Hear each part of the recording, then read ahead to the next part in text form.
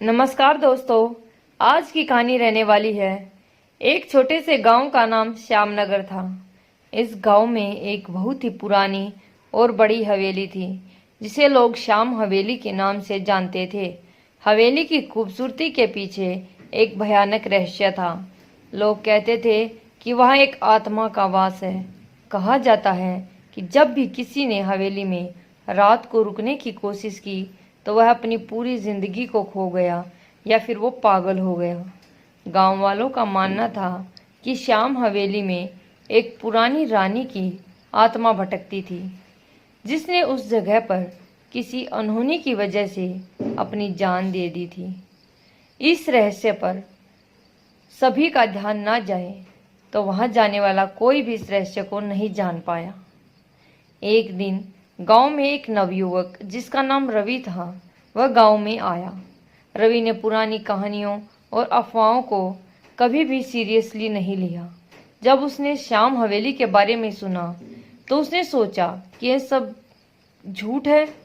उसने निर्णय लिया कि वह उस हवेली में एक रात गांव के प्रेमियों को साबित करेगा कि यह सिर्फ कहानियां हैं। गांव के बुजुर्ग ने उसे समझाने की कोशिश की, लेकिन रवि ने उनकी बातों को अनसुना कर दिया।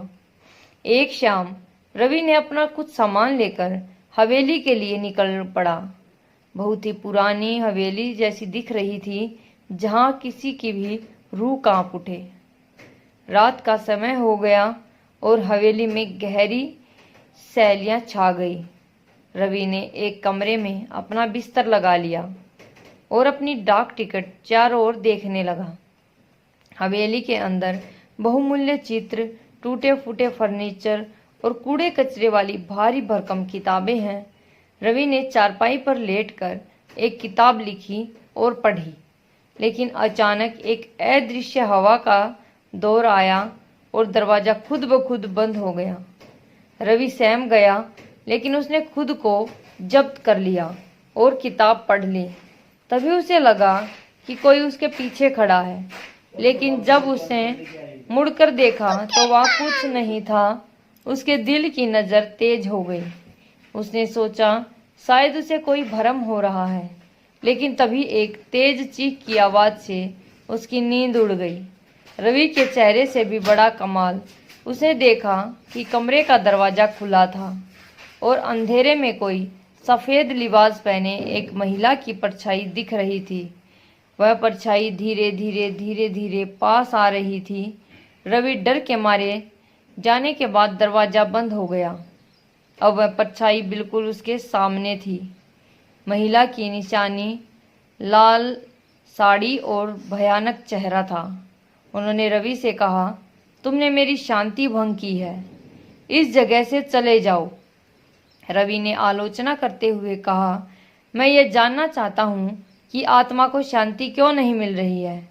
महिला की आत्मा ने भरी आवाज में बोला, यह मेरी कहानी है। मैं रानी श्यामा हूँ। मेरे पति ने मुझे यहाँ बंद कर दिया था और मेरी भूख और प्यास मर गई थी।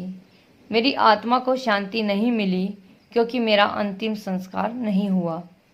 रवि ने वादा किया कि वह उसकी आत्मा को शांति दिलाने के लिए उसका अंतिम संस्कार को पूरे विधि विधान से विसर्जित करेगा। महिला की आत्मा ने उसकी बात कही हुई मानी और वहां से गायब हो गई। अगली सुबह रवि ने गांव वालों को यह सब बताया और सभी ने मिलकर रानी श्यामा का अंतिम संस्कार किया। उस रात के बाद कोई भी भूतिया घटना नहीं घटी और हवेली अब एक ज्वालामुखी जगह बन गई। रवि की बहादुरी से गांव वालों ने उसे प्रतिष्ठित किया और श्याम हवेली अब गांव का एक महत्वपूर्ण हिस्सा बन गई, जहां लोग बिना डर के जाते थे। इसी प्रकार रवि ने अपनी हिम्मत और समझदारी से न केवल अपने डर को हराया, बल्कि एक असंवेदनशील आत्मा को भी शांति की भावना दी। यह कहानी हमें सिखाती है कि हमें सबसे बड़े सपनों का सामना बहादुरी और बुद्धिमत्ता से करना चाहिए। तो दोस्तों, आपको ये कहानियाँ कैसी लग रही हैं? अच्छी लगे तो लाइक शेयर सब्सक्राइब ज़रूर करना। कमेंट में ज़रूर बताना आपको कहानियाँ कैसी लग रही है। प्लीज़ दोस्तों, धन्यवाद।